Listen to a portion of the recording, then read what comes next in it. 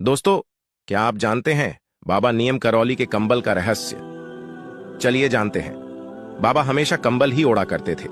आज भी लोग जब उनके मंदिर जाते हैं तो उन्हें कंबल भेंट करते हैं। इसी कंबल की एक कहानी है।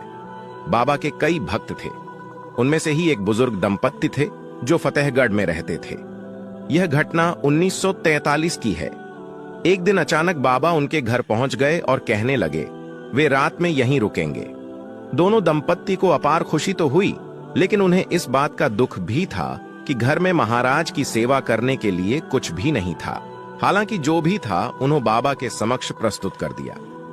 बाबा वह खाकर एक चारपाई पर लेट गए और कंबल ओढ़कर सो गए। दोनों बुजुर्ग दंपत्ति भी सो गए, लेकिन क्या नींद आती। महाराज जी कंबल ओढ़कर रात भर कराहते रहे। ऐसे में उन्हें कैसे नींद आती।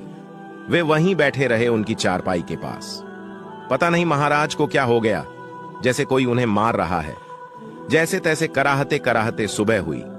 सुबह बाबा उठे और चादर को लपेटकर बुजुर्ग दंपत्ति को देते हुए कहा, इसे गंगा में प्रवाहित कर देना।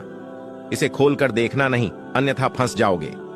दोनों दंपत्ति ने बाबा की आज्ञा का पालन किया। जाते हुए बाबा ने कहा कि चिंता मत करना, महीने भर में आपका बेटा लौट आएगा।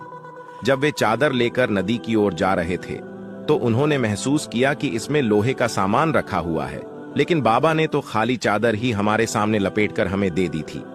खैर, हमें क्या, हमें तो बाबा की आज्ञा का पालन करना है। उन्होंने वह चादर वैसी की वैसी ही नदी में प्रवाहित कर दी।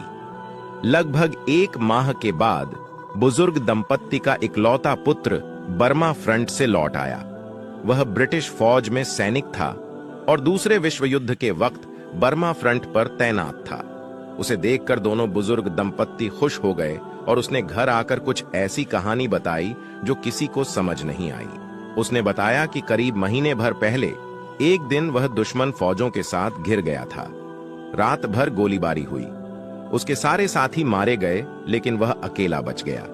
मैं कैसे बच गया ये मुझे पता नहीं। उस गोलीबारी में उसे एक भी गोली नहीं लगी।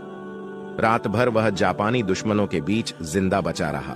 भोर में जब और अधिक ब्रिटिश टुकड़ी आई तो उसकी जान में जा आई।